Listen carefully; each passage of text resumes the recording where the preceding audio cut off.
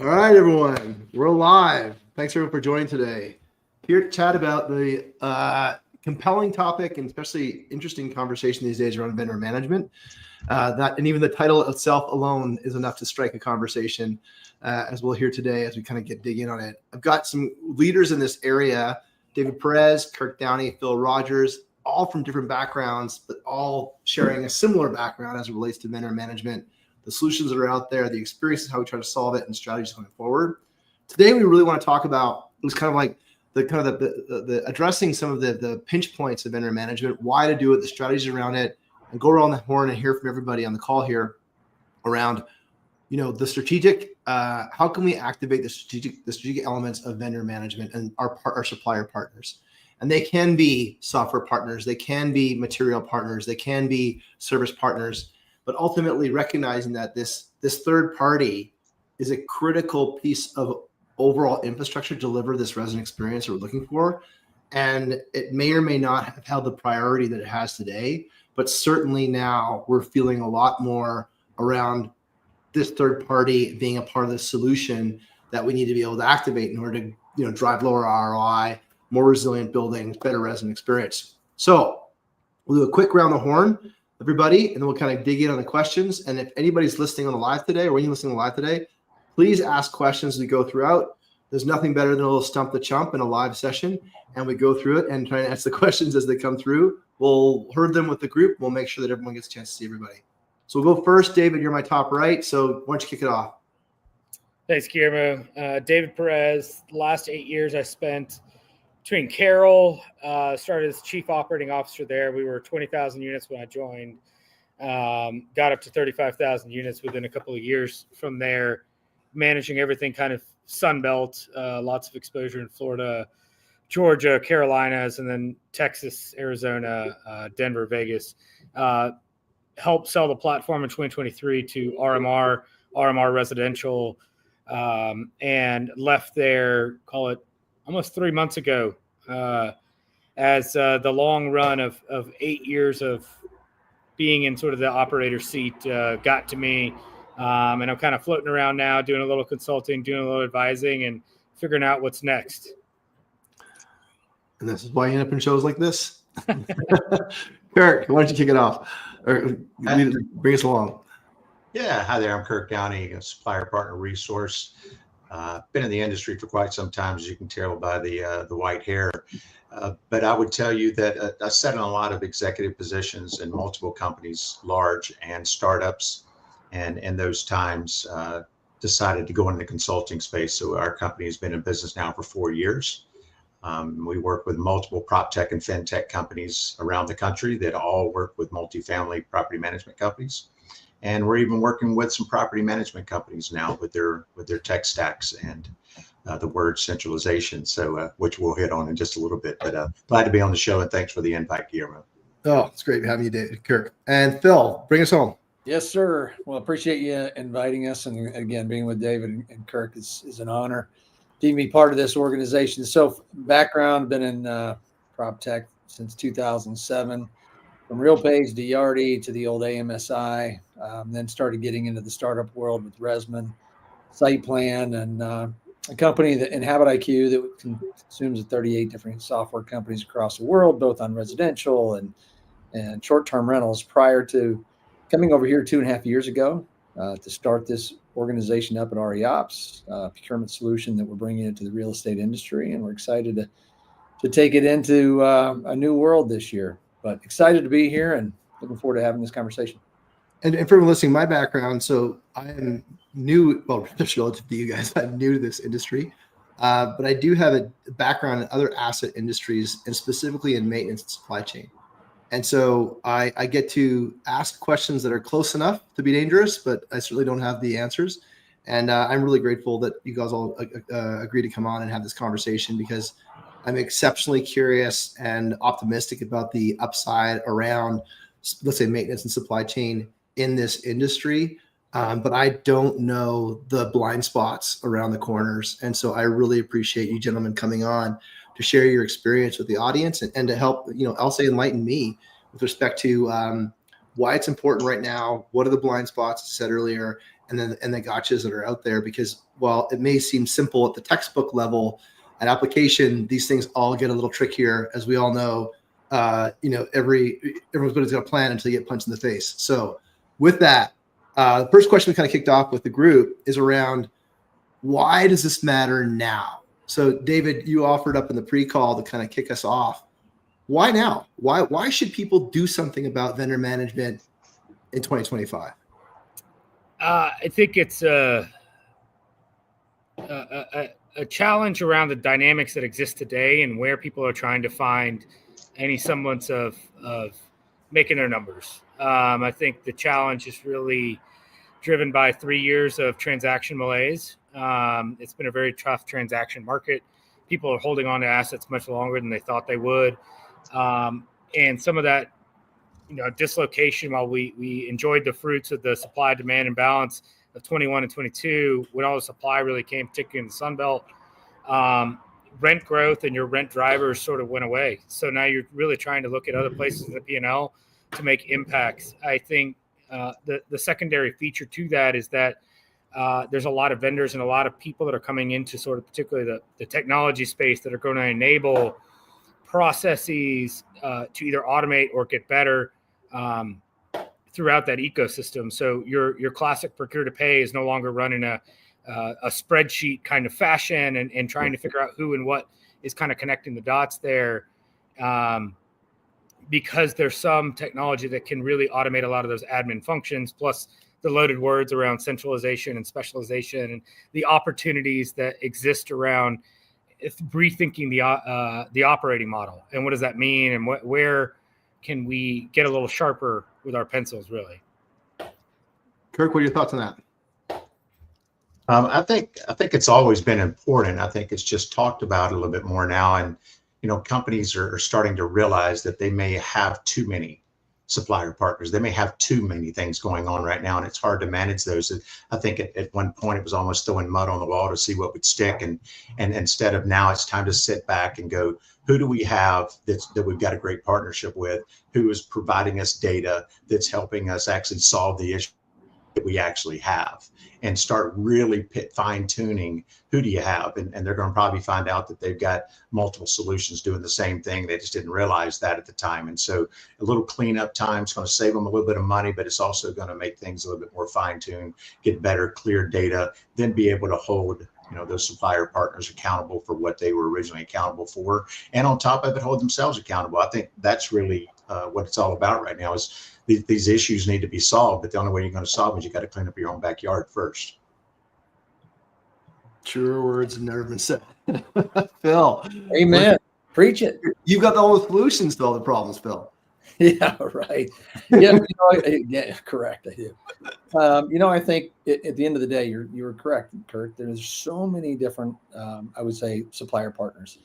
One of the things that we had always talked about before is we despised the whole vendor customer thing, that it was like pointing fingers at each other. And really, at the end of the day, it needs to be a partnership amongst each organization, and understand that there's, we all make mistakes, and we've got to understand that. But finding that mix, finding the opportunity that's going to positively impact our bottom line, right? David, you've talked about this multiple times. Enough of these widgets and $1 a door, $1 a door, $1 a door, $1 a door. At the end of the day, we've got to look at things today with rents not increasing like they were before. Stabilization that has taken place. Some areas where the rents are going down. We've got to look at our vendor partners today and across to identify, how do we positively impact our bottom line? How do we increase our asset values if we're not going to be able to rely on those rents? And I think it's very important right now to identify and manage the vendors. But given the fragmentation, the historical fragmentation of the industry, is there even an understanding of the sheer numbers that are involved in this? What is the spend in a 300 unit building? How many vendors in a 300 unit building? And then if we were to aggregate that up, what's a spend per unit? David? Well, it depends on the kind of asset, location of the asset, and a bunch of other circumstances around the vintage and those challenges. I'll say at 30,000, 35,000 units, we had 4,000 vendors across that entire ecosystem everything from, large programmatic, portfolio wide vendors down to the local 3 painters we used in Raleigh, right? Like everything kind of in between was all managed in this kind of centralized place. And as I learned, being part of a public company for a year, they wanted to get down and internal audit was like, hey, well, who's ordering that paint? And I'm going, well, that's sort of very challenging for me to go, who had that PO for that $450 paint on that turn A year ago. and be able to really track that all the way through, right? So, you've got anywhere 10 to 15% of your sort of cost spend is going to turns, maintenance, and that's not even really including sort of replacement kind of CapEx items, landscaping, and some other service kind of contracts that are kind of ongoing. There's some, parts ordering, there's service ordering, what goods insourced versus outsourced, and sort of that decision making before you can even get to, well, I need this part, or I need this vendor to come and do this thing for me. How do I even make that decision and run it programmatically? I think you hit a highlight of the fragmentation of this industry doesn't lend itself to the ability to have a true procurement kind of team. Mm-hmm. So you might have a process of how you order things, but somebody that's watching the shop all the time, it's very decentralized, right? The regionals are in charge of, or the regional maintenance supervisors are in charge of certain aspects of that ordering throughout the ecosystem. And then you hope that somebody's thought about that process and how those things kind of evolve over time. But really there's 7% of all managed units by the top 5. And that leaves, 15, 17 million units still outstanding for the next 45 and other 4,000 management companies that exist out there. So then I get the question is like how do we get to where we are today is based on the kind of the legacy setup and decision making, but is that sustainable going further? Kirk, I'll pass it to you. I don't think that it is. And you're starting to notice it. I think one thing we got to hit on is that there's a big difference between the way owner operators manage versus fee management companies. And the fee management space has grown 70% in the last 2 years. So that just means it's going to do nothing but get, larger and larger and larger. And so I think that's really changing the landscape of how PropTech should be doing business in this industry. And if you're not paying attention to these changes, you're going to get left behind because there's no way, to hear David say that they had 4,000, different suppliers they worked with, how many of them were really being utilized on a regular basis and how many weren't. You've got them in your system, but are you really using them? And I think it's kind of hard to then monitor that company to see who's doing a good job with you. People want to do business with people they know, people that they like, and people that they trust. That's very important. That's how you get the business. But now you got to be able to do the job that you agreed to do. So now the data comes into play. And I think suppliers like to share their data, but I think they have a tendency to be a little bit scared if they're not performing exactly where they need to be. But guess what? Nobody knows that because it's tough. How in the world is David's team going to keep up with 4,000 different suppliers and know who's any good? So I think it's a great opportunity for suppliers to come in and separate themselves. Data is king. Buying bottles of wine and taking people to dinner is not king anymore. It is all about who's doing what they said they're going to do, because the bottom line is what it's all about. And Phil's going to back this up too. Don't sell, talk business. That's right. That's what you need to be. Talk business and say, what can we do to help you? And be honest if you can or you can't. So that would be my thoughts on this. Phil, what if we don't solve it? What happens? Like at the decision maker level? Well, we talk about insanity, right? Continuing the same thing over and over and over again, but it doesn't get better. I mean, if you look in the maintenance world today, we have to start looking at providing better technology with better partners at our properties, because back in the day, and David can attest to this, it was one for every, one maintenance profession for every 100 units. Now it's one for every 170 units. And by the way, our bench right now doesn't look good. The younger generation, they don't want to learn trades. Heaven forbid they want to do trades in multifamily. So we have to look at these partners that can provide the technology and understand there's going to be errors. There's going to be issues that take place. They always do. But if you have a vendor partner, a true partner in this that can help you understand and continue to build technology for our users, by our users, and allow them to understand and build that out instead of having developers that think they know what David's life was at corporate or what the property is, and truly stay true to that, they're going to have a solution that they're proud to use and not have to use. And I think sometimes that's where I think Kirk, you said throwing things against the wall earlier on. That's kind of what we've done. And we've got to change that mentality. Otherwise, we're going to be in a bind and we're going to have less resident satisfaction. And if our satisfaction for our residents go down, turns go up, it's not rocket science. To add on what you just said, you just hit on something. I'm not going to plug one of my clients, but I think what you want to talk about here is there's tons of solutions that let people know that they have an issue, right? There's tons of those solutions out there to let you know you have a problem. It's what comes after that. Now that you know that you've got an issue, you don't have enough maintenance people to be able to get the work done. It's what do you do after that? Who is the solution that comes after that and says, okay, we know what the problem is. We can actually help you with the problem. That hasn't been something that's really been thought about. And like I said, people can go to my LinkedIn and you'll know who I'm talking about because I'm not going to give free plugs today. That's what they did. They went, okay, we know that people need help with this. We know that you need help. We want to be that help. And that's where I think, if you ask David, the most important thing for your team as a maintenance staff is to do those jobs to make sure that your residents stay, because the number one reasons people leave is because their maintenance issues aren't taken care of. And if you take care of those maintenance issues, your retention's going to be better. So, and Phil hit on it, per 100, now it's 170. We got more work and less people. You got to get them some help. And guess what? You can't just go on, I just got to hire more maintenance people, because they're just not out there. So Yeah, you've got an option, another solution. It's just not an option. Yeah, I had one prospect say, like, basically the hiring strategy is a losing strategy.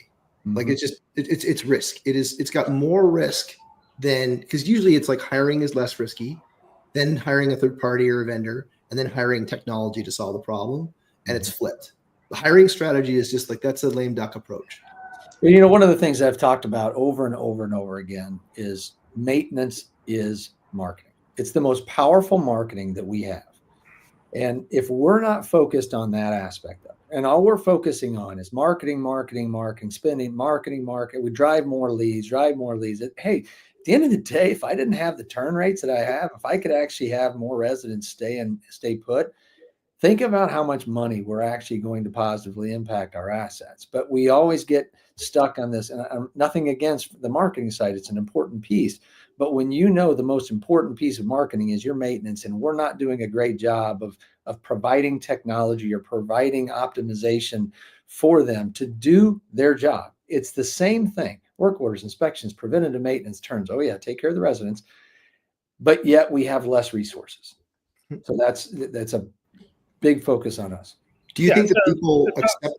Sorry, do you think people accept the constraint? Go ahead, David. Yeah, like the building on all of that, it's the challenge around people, right? And I always say, like, people, process, technology. Well, if you're eliminating or you've got challenges around the people front, you got to ensure that the process and how you really want to design the work getting done is clearly mapped out. And that's where you can then go, okay, well, I don't have enough people, so what do I do? Right now I use a third party, or now I use technology to get those same things done because I have to deliver value. This is a B2B to C business. That B2C component is ultimately what drives value to the asset, right? It's the cash flows, the rents that we collect, and the satisfaction we get from those residents that make them either want to stay or pay more money.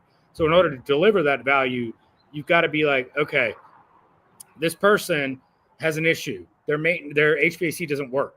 Okay, what am I going to do about that? Do I have the resources internally to actually do something about it? Nope, my HVAC guy is out, or he just left for $1 more around the corner. I've got to outsource it now. Okay, who do I go outsource it to? A vendor. All right, what vendor am I choosing and picking? And if you don't have sort of that process mapped out, in which you're going, okay, this is the workflow. Whose job is it to send this out? Oh, I have a partner that I'm using, and I know that this automatically flows to them. And those are kind of like the decision workflows that you as a management company, as an owner, need to be thinking through to make this ecosystem more holistic. And then on the vendor side, you have to be thinking, hey, I want to be a good partner. What does that look like? It's the easy button for managers. Managers are making these decisions not just on an HVAC issue, right? On a turn, on a new lease, on approving that lease. There's so many decision points that exist just in one day that they get consumed. So if you aren't really making it easy for them to really hit that easy button and outsource it to you, you're becoming a mental drain on that client. And that's where the product really comes in. That's where Phil and Kirk continue to hound on build with product, sell with success kind of thing, because the burden on operations to just execute on a daily basis is growing every day. Should we operate with the assumption that this kind of like, instead of like if you're familiar with zero-based budgeting, right? Almost like zero-based labor. Like, let's start with there's nobody, and then let's like justify each incremental person so that we can start thinking about these processes a little bit differently than we have conventionally thought of them. Like, one thing that I love is, or kind of like to laugh at a little bit, is like the classic maintenance experience. And it might be like 5 chevrons across one page with like a little bit of a detailed expression, but you're actually were to draw it out. It's a series of decision trees and if then this is, and then you get into the vendor piece of it all. Like, how do you transition that information from where it originated into the person who's going to do the work? And that's a handoff that fails quite often. Yeah, and I'll be so one of the things that we looked at too when we were building the organization we're here today, but it's the pain that we all know is there on the services side. So if we did go from 1 to 100 and we're moving to 1 to 170 and it's not looking better, we're going to have to outsource certain things, right? It's just going to have to happen. And what we've seen a lot of companies are doing is, hey, we're going to focus our best. We're going to hire and retain our best maintenance employees, because like you said before, they may go for $1, $2 down the street. We don't want that. And it just turns over like, I changed my socks, and we don't want to do that.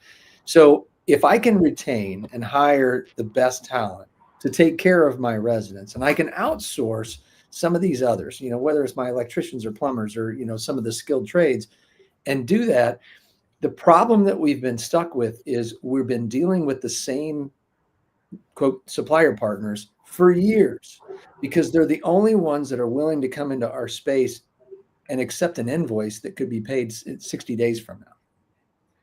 Think of all the people that we're sitting here that come into our own homes, that work in our homes. I don't have a national provider that does anything, whether it's paint, whether it's electric or anything else. I have local people that do that. And why do I do that? It's because they give better service and their pricing is more competitive. If they're good enough for us, why are they not good enough for our industry and our residents? And they are. We've just got to figure out a way to make sure that they can get paid quicker, right? Which there's technology out there that allows that to happen. And Dave and I have talked about that.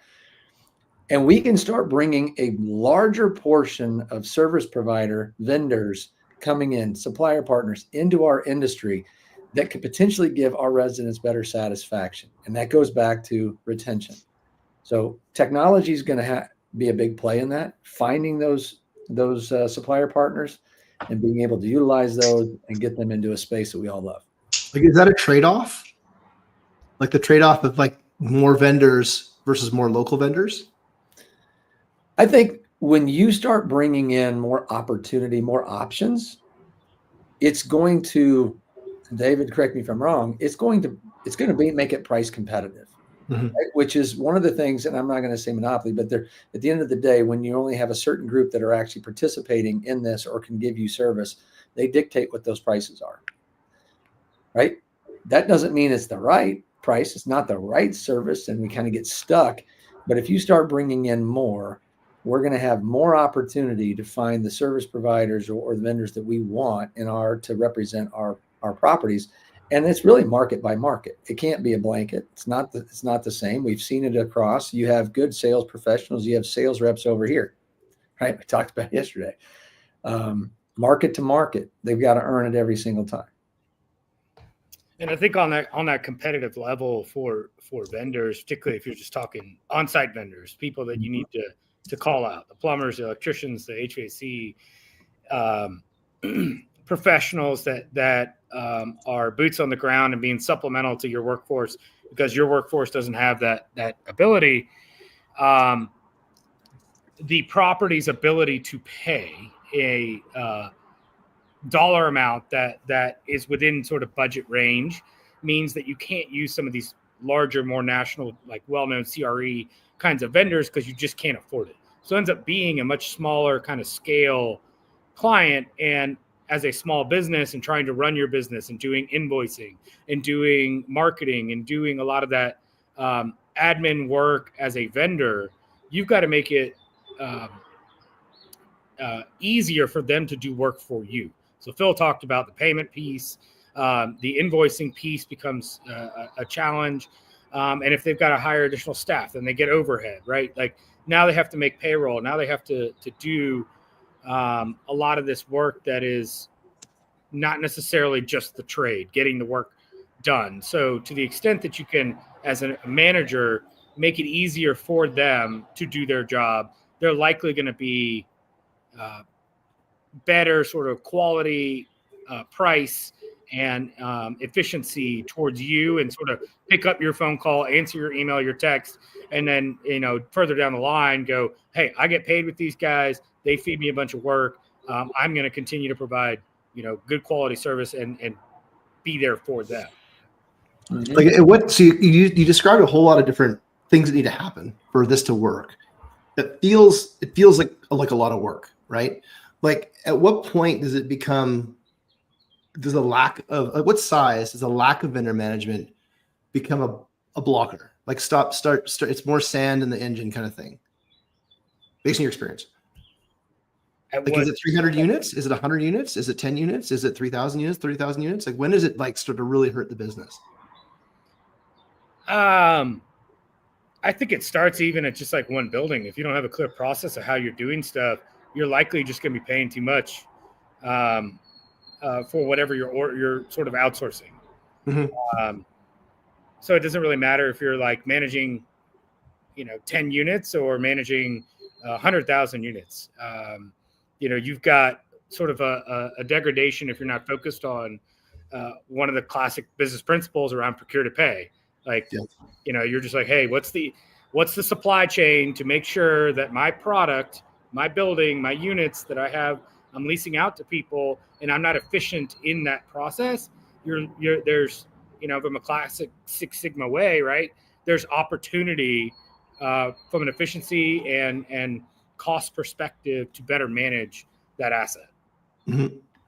And so do you find that like then that who in the let's say the 100 unit building, or the kind of like the theoretical building, whose plate does that land on? You kind of look at the 300 unit building, 6-person team, PM, APM, maintenance supervisor, 3 maintenance techs. Whose job is it? I mean, classically, it's the maintenance supervisor coordinating a lot of that stuff on the back end, probably in conjunction with the property manager who holds kind of the purse strings to a certain extent. But that's a loaded role, particularly when you're always trying to hire somebody, trying to do your routine preventative maintenance, trying to do a lot of your walks and other things, kind of trying to get the property ready to just even lease and have a good quality product. So you're competing for a lot of people's time, and that traditional role of going, all right, I need to order this part. We don't have this part. Where am I going to do it? How am I going to go get it? I'm just going to text my buddy and he's going to go pick it up for me. Or I'm going to send one of the guys out to Home Depot and he's going to do it so that we can get this thing done. And then you've lost all sort of process around how do I maintain price, integrity? How do I maintain sort of process and efficiency and effectiveness around customer service delivery, like keeping the resident happy, right? I've got enough inventory on hand to make sure that I can deliver the services that we're saying. And it becomes a burden on that maintenance supervisor to try and, maintain all of that. Yeah. Cause they're not measured on it. They're measured on make readies and average age of open work orders. Sure. That's right. So if they're not measured on it, we know what happens, right? Yeah. Interesting. So Juan Carlos has got a point here in terms of like identifying the vendor partners, like internal process, identifying what residents facing tasks or internal focus. In your experience, do you guys like begin to segregate? Okay, this is resident facing, this is our internal, this is what we want to keep in house, this is what we want to do at house. Is that part of the role adjudication? I think things have After that, I don't think they're doing it right now. I think, first off, Juan Carlos for joining in from Core Spaces. Thanks for the comment there. I think he's spot on. I mean, but it's going to be property by property. It's going to be company by company. It's going to depend upon the talent level of the people that you currently have. You may have some people at a team at this property that can't do anything electrical, or they can't do anything plumbing. There's certain things. And so that's where you've got to break down that property, as we were discussing. That director of maintenance has got to figure out, what do I have at skill sets at this particular property? And now I know all these work orders that come in are going to go to this group, and which ones am I outsourcing? And to kind of go back what David was talking about, the problem is with the outsourcing, now you got to do RFPs, which means you got to get 3 RFPs. And now you got to now find a supplier that's actually a preferred vendor, and they're inside of the system, so you can actually click on it and pay them in the first place. So, you have to find a company that's already done all of that for you and has national partnerships to be able to already have them vetted and already have the payment stuff taken care of for you. And there is one that does exist, but that's what you've got to do, is that, because it solves that problem for you. For David back in his days, now you don't have to go out and call everybody local. You can call this one company and say, this is what I need help with, and let them send you who can take care of that for you.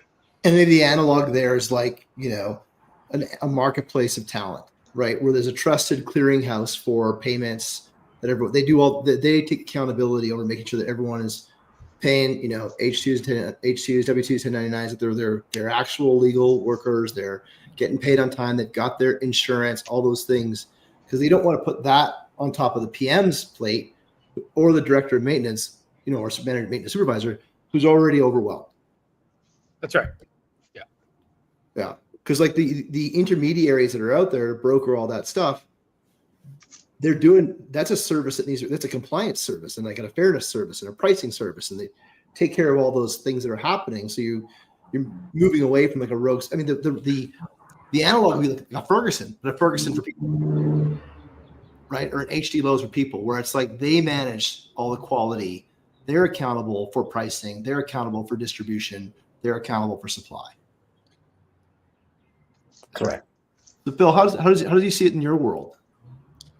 I think, well, at the end of the day, it's all about efficiency for the people that are going to, like you said, how much more can we put on the site staff, whether it's a maintenance supervisor, regional manager, or whatever. And a lot of it continues to get poured on. We've got to make it simple. Like at the end of the day, so think of it, if they're buying product and I need to go order something, whether it's in the inventory shop or whether I'm in a unit and I say, hey, it looks like I need to replace this or this. Why do I have to shop? Why do I have to be an admin? Again, we're talking about a maintenance professional. Why do they have to go in to a computer? Why do they have to go shop at multiple different locations and say, does this company have it? Does this company have it? Does this company have it? Because we've made it very hard, right? It's the same product. That toilet flapper, same toilet flapper at multiple different companies. They all just have different SKU numbers. And that's one of the challenges that the maintenance teams know, that their job is they want to maintain a better pricing. But it's hard to go find out who has the product and who has the best pricing. Technology needs to do it. They just need to be saying, I need 1 of those, 2 of those, 5 of those, 6 of those. Technology can make that all happen, which takes it off of the maintenance teams, which gives them more time to go focus on the residents instead of being admins. And if they can bring technology into this instead, I know, David, you said something about going to Home Depot. Makes me cringe every time I hear it, because every time that they go off site to go to a Home Depot or Lowe's or Ace Hardware or something like that, the property's at a financial risk. Somebody gets in an accident, there's insurance claims, not that David ever had to deal with any of those. But then you have all this time that's taken away from the residents. That's an hour of them being preventative maintenance work orders, inspections, and everything else, and things get backlogged. And it's just a lose-lose situation. So what we're looking at and what we see such a big pain is we've got to figure out how technology can make it more efficient, give them more time back to do what they were hired to do, instead of going out finding companies to do something, finding the products that they need, but ultimately positively impacting the bottom line without them having to work. But you and I both sell tech, and like it's these roles that we just described are not tech buyers. Right. And so we end up going up higher up the chain to people just to buy what we sell, you and I both sell, because the people in the super or in the PM, they're not conventional tech buyers. And so consequently, there ends up being a mismatch. We call it the dead bird. Where the cat drops a dead bird in your porch, where all of a sudden the VP of asset management drops a new software on the porch of the PMs and the supers, and they weren't involved in the decision making. That's correct. And so, this is kind of like the Kirk was talking about around, or you were talking about sales professionals versus sales reps. Mm-hmm. It's like we're going to drift towards who's got buying power as part of the conversation, but ultimately the people we serve are at a different level. That's right. And that's the thing that's part of a disconnect that is even getting greater as we move more, Kirk's point, more third party. Mm-hmm. Like we're kind of like there's this intermediary in the middle that there's the pain exists in this on the right hand, and the authority to change the pain is on the left hand, and they don't always communicate. Right. No, that's the tough part, and Kirk and I, we've lived this life for a long time, and Kirk was talking about the solution, and it is a solution. Stop being a product sales rep out there, understand the solution, understand the problem and how we're going to solve it. But what I was discussing yesterday is, and David and I have had this conversation, where what's the biggest challenge for prop tech adoption in our space? And it's your great idea. Like if I go to David and David falls in love with whatever it is, and he says, this is what we're rolling out. Well, that doesn't mean it was the property manager's great idea or the regional managers or the maintenance. It was David's great idea. And then there's pushback, right? And when we start seeing adoption.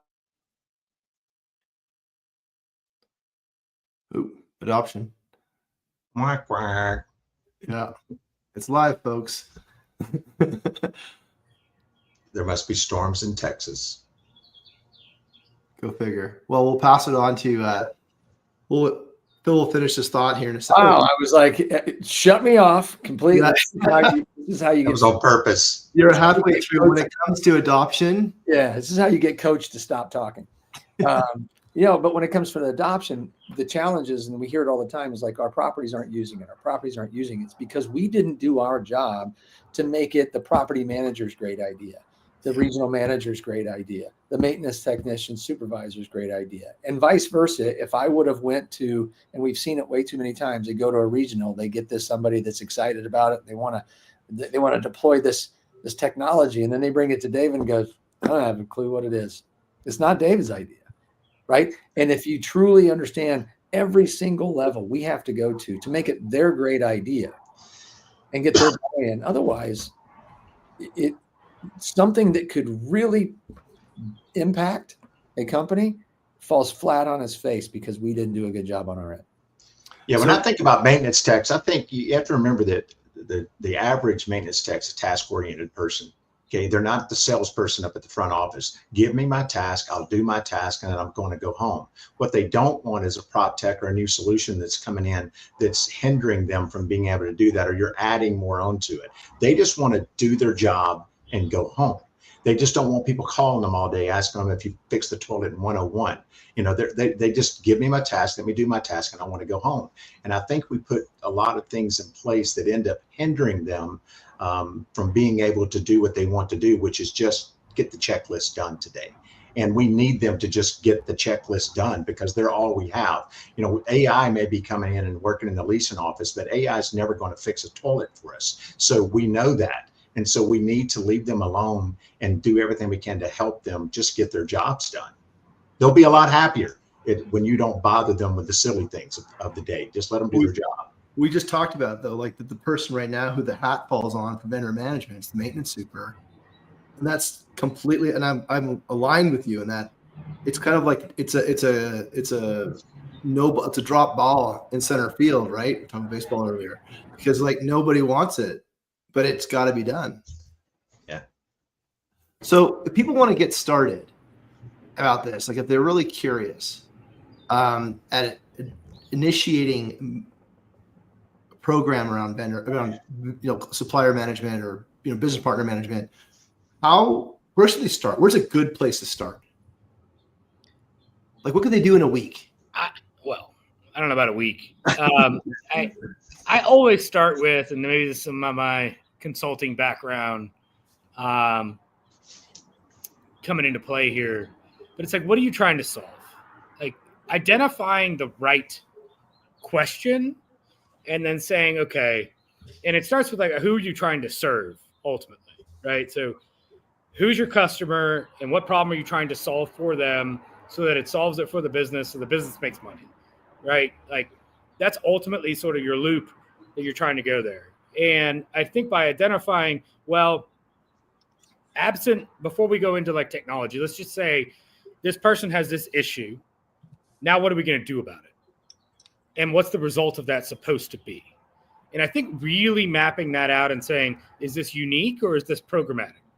Because I think at the end of the day, when you're running an organization big enough, you need to solve it for, call it the 80% and leave sort of the edge cases on the side that you'll come back to eventually to get to 99, 100% sort of efficacy.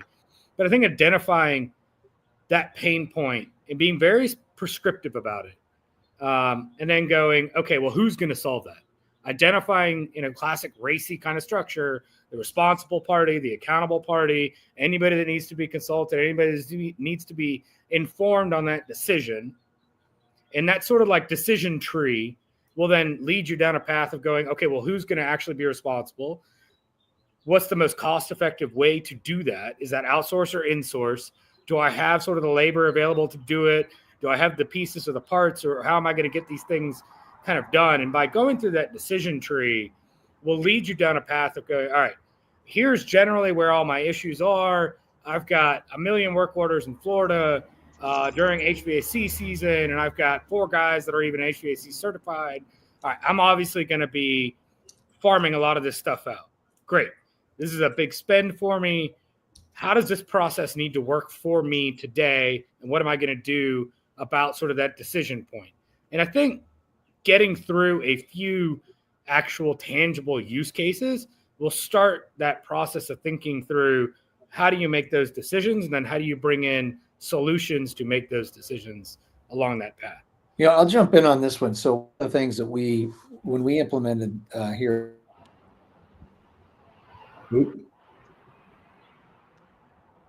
He's teasing us again. Kirk, do you have something to jump on there? Yeah, waiting on him to come back. For me, I'm a process guy.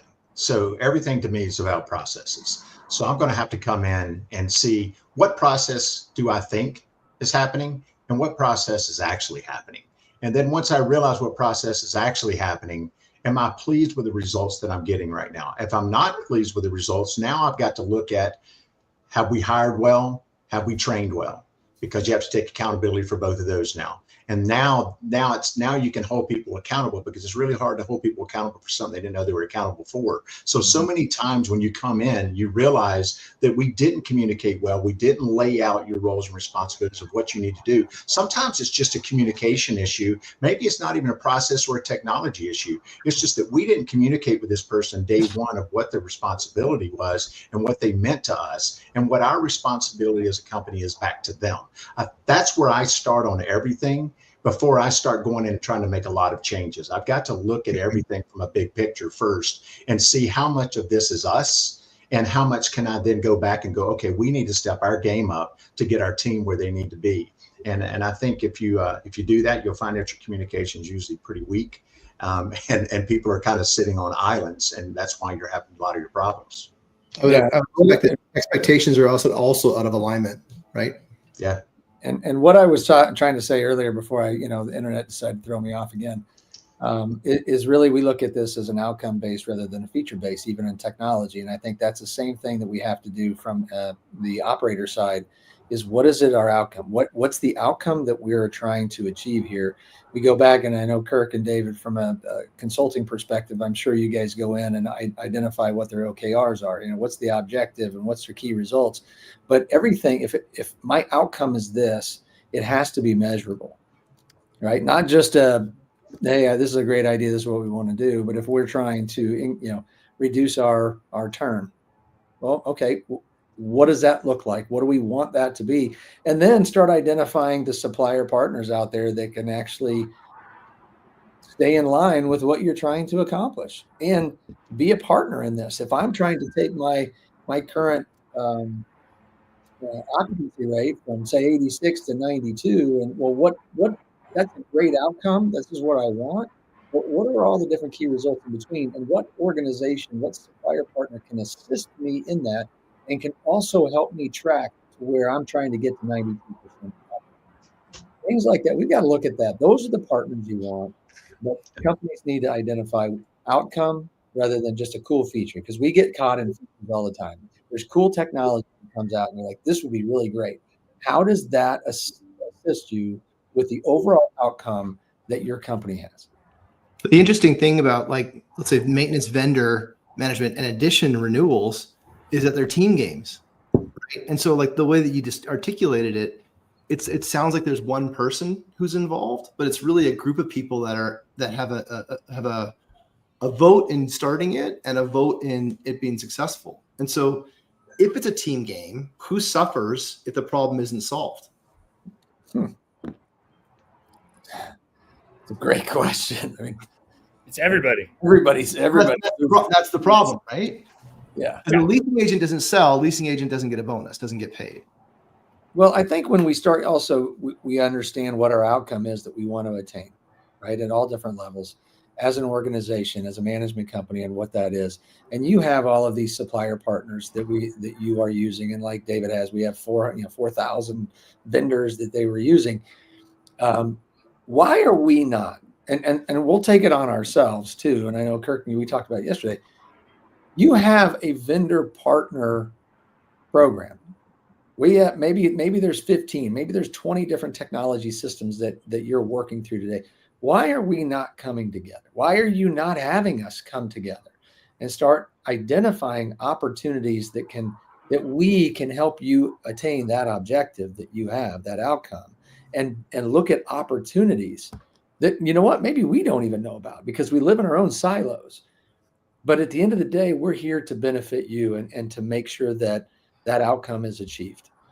So I think we could do better on our side, together as partners, and bringing us in to one and say, this is where we want to go. If you want to be our partner, I need you to understand and how to work together to achieve maybe new opportunities we're not even aware of, so we can get to that objective faster.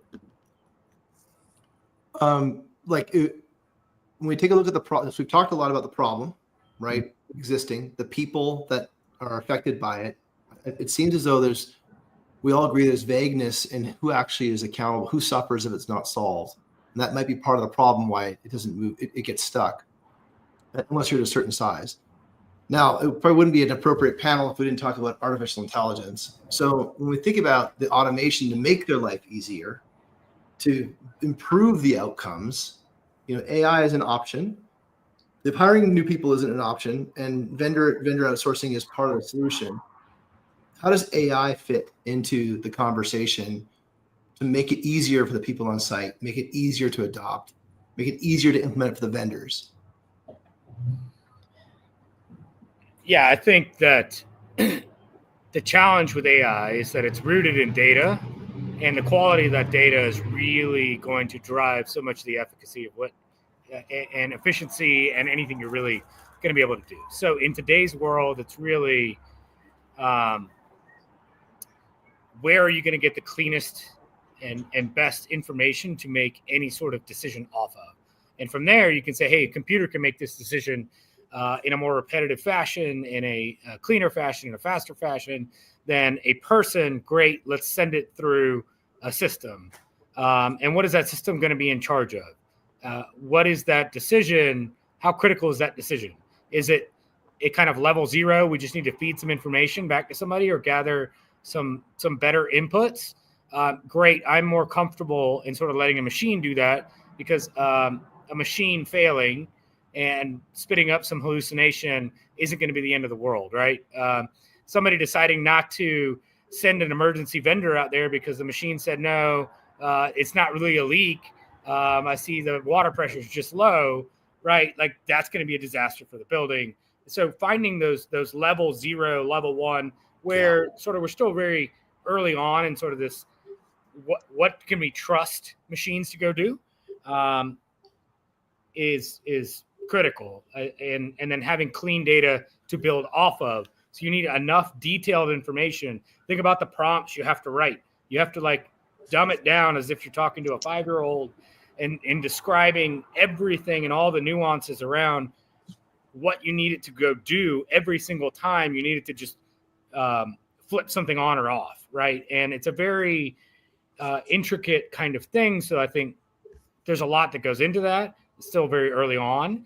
I think a lot of the admin tasks that are sort of what I call data jockeying kinds of things, take this information and put it over here, are sort of very easy to do today, and probably should be explored from an AI machine learning kind of perspective initially. I think the more, augmented decision making, much more complex order thinking kinds of things are going to be way further down the road.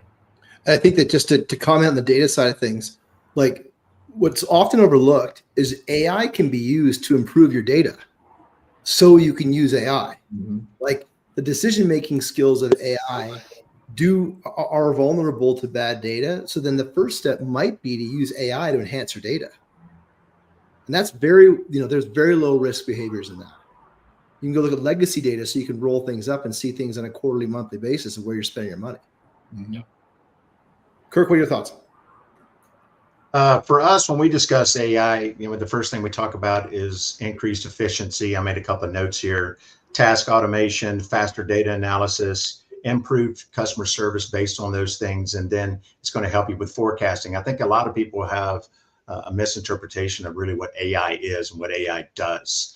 And then a lot of people get scared of what AI is. And AI doesn't necessarily have to come from the outside in. It can just be in everything that you have and just feed out that data a little bit better. It all depends upon what you're trying to accomplish. There's not just, the target, whatever easy button that you can just press and all of a sudden it fixes all your problems. You have to know what you're using the AI for and what are you trying to accomplish. All it's going to do is just make you more efficient, give you answers a little bit faster, and help you with your forecasting. I mean, it does a lot more than that, but that's what I see AI helping people with right now for the ones who aren't necessarily using it. Bill? Yeah, I go back to what is AI. We talk about AI. I mean, the two terms that we've thrown in here, centralization and AI, are the ones I kind of chuckle about, because when you ask what centralization means to them, they don't really know. It's just a cool term. AI, same thing. AI can do so much. I mean, there's a lot of, but it all relies on data. But it should only do a few things. Yeah, well, it should. Right. And it should. But at the end of the day, it's only as good as the data that we have, right? So, and when we start getting into, and I know this is where Juan Carlos had talked about adoption, and we talked about adoption, is if people aren't using it, again, the data is only as good as what's in there. It's not going to be able to provide us what we really need. I think over time, there's going to be areas that could definitely be beneficial with the AI. And honestly, I think we're in a great time to look at technology as a whole, not just AI, but technology as a whole. So I don't see properties exchanging hands at a fast pace like we were, years ago. We're in this kind of a quieter mode. And I think this is where, and I had a great conversation with a management company today out of Dallas, that this is exactly what they said. We're going to start focusing on efficiencies. We're going to look at our supplier partners. How do we become more efficient? Where AI comes into this, because we know it's about to ramp up. We don't know exactly when, but while it's quiet, this is a perfect opportunity to do that. And I think more companies need to adopt that type of mentality, as those that aren't burning and churning and moving and shaking. I think it's a great opportunity to kind of figure out where you are and what's the technology out there that can solve that out or provide the outcome that you're looking for. It's an interesting comment on the data side of things. My daughter she's taking training to be a server or a restaurant waiter. And I was going through the training manual because they're interesting. And she's not allowed, the progression is you can't take a fifth table until you go a week without a single point of sale error. So that's how this is a restaurant, right? Serving food to people, right? So it's like food and drinks. if you have a single point of service error, point of sale error, you cannot take that fifth table. Mm-hmm. So like even at that business in kind of a very, I mean, I realize it's a sophisticated business, but like they take that data is aggregated up. They do demand planning, they do forecasting, they do supply chain, vendor management, centralized kitchens, all that stuff's happening, but they recognize that it starts at the data level. And that's the best example I have, recently of actually at the most basic entry level job, they've acknowledged that data drives their business. And so I don't know if there's a behavior that we can kind of reinforce for people that conventionally we kind of label them with, they're not data people, but ultimately they're in a data business. And maybe they just don't know it, and that's also maybe a bit unfair. Well, I think that we touched on it, right? Like what are the things that we wanted to measure around the data, right? Like we're already looking at it. We're looking at how quickly turns get done, right? How many open work orders do you have outstanding? And we know that those things and the quality of that turn, we know those things really influence our information on rent gains, on renewals, on satisfaction of residents.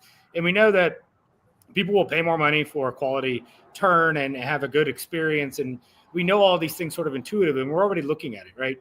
It's not like, since, I started in the industry 8 years ago, hadn't really changed. And it was always the benchmark of that study that said, look, the how quickly you turn units and the quality of those turns are going to dictate your leasing velocity, are going to dictate your resident satisfaction, and ultimately your bottom line. And we've been there for 25 years in a very nuanced kind of thing. We've built a lot more.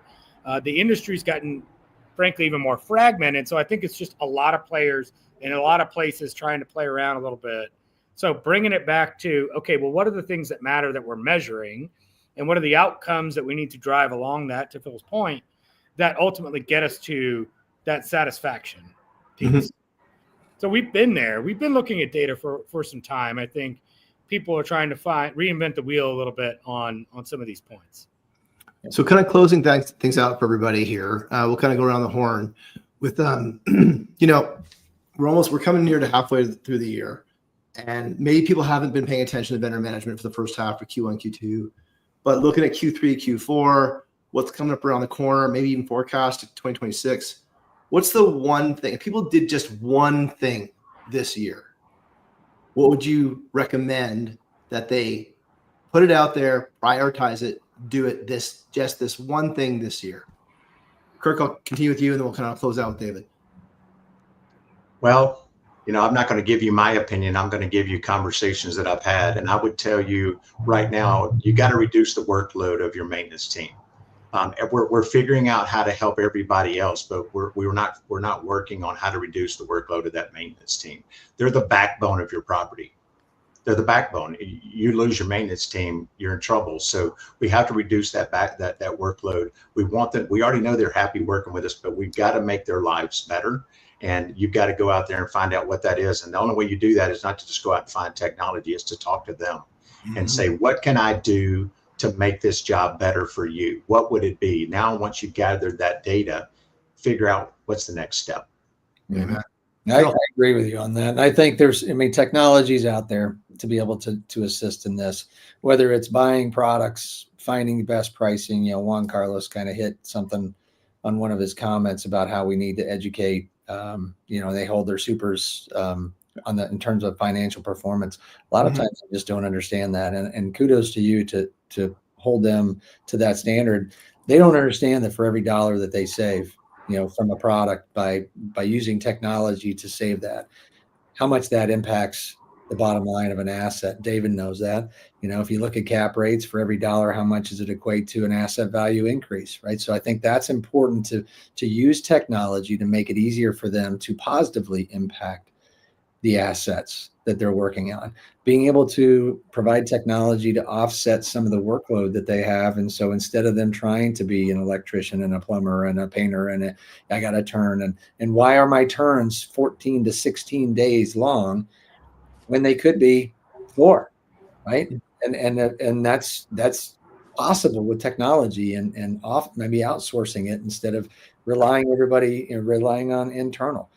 got to focus on them because all of that's going to positively impact your asset. It's going to impact the residents, which is going to impact your bottom line. Easy peasy. David. I mean, these two have stolen everything I was going to say, but People and technology. people, At least Phil didn't freeze during that It's the comment. third That's bucket good. of process. I can do it. I can do it. Process. yeah, you know, would I just add to like Kirk's point there, right? Like, how do you unburden the team? And it's understanding the things that you got to get done, right? Something we did in 2021 coming out of COVID was just like, guys, why are we doing it? Going back to first principles, what are we doing and why are we doing it, right? And if we're saying we don't know why we're doing it, we're throwing it out. So coming down the task list of going, what needs to get done? Now who's doing it, right? Starts to help you identify, all right, maybe this maintenance guy doesn't need to be doing that, right? Maybe I can create another position internally. Maybe I can farm this out. Maybe I can use centralization in some way that really pulls that out of that team and that burden and saying, oh, okay, right, we did this. We said all of this scheduling stuff out. We're just going to create a scheduling position, period. So everything that's going to be outsourced is going through this team. This team is using this tool, and they're farming everything out. That gives you pricing integrity. That gives you scheduling integrity. And that really drives some efficiency from an admin perspective of who's interfacing with that team. Now, your techs aren't doing it. Your maintenance supervisors are freed up. And you create this disintermediary kind of in between there. Now, that was just an example of how we thought about specialization and going down that path. But it was really rooted in going, well, look at all these tasks that they're doing every day that somebody else could be doing from a computer or a phone somewhere else. Or technology could really do it for us. And now they're no longer burdened with having to deal with that specific thing. Outstanding. Well, thank you, gentlemen, for joining for the call today. I think it's everyone listening in, certainly like great conversations that we did touch on people, process, technology, data, right? In terms of what's possible. I think it's exciting to think about what's available. I mean, I think everyone should be excited about the fact that there is an ability for non-revenue teams to create NOI. Like that is there. There's green shoots in terms of it being successful, and there's money on the ground, running the floor that we're just leaving left behind because we haven't done any of these operational things because of the years of plenty, and that's exciting. And so I appreciate you gentlemen sharing everything here. We're going to do another one of these in a couple of weeks. Looking for panelists to talk about centralization versus resident experience. Pick one. We'll see if we can land on solutions and be able to solve that. Or maybe is it a trade-off or is it something you can have together? That'll be the next conversation. Gentlemen, thanks for joining us today. Some great insights. Look forward to this on the LinkedIn Live. We'll put this to the podcast, and then we'll also have some articles on about it as well. Thanks, everyone. Thanks for listening. Appreciate you. Gentlemen, have a great one. Thank you. Take care. We'll see All you right. guys.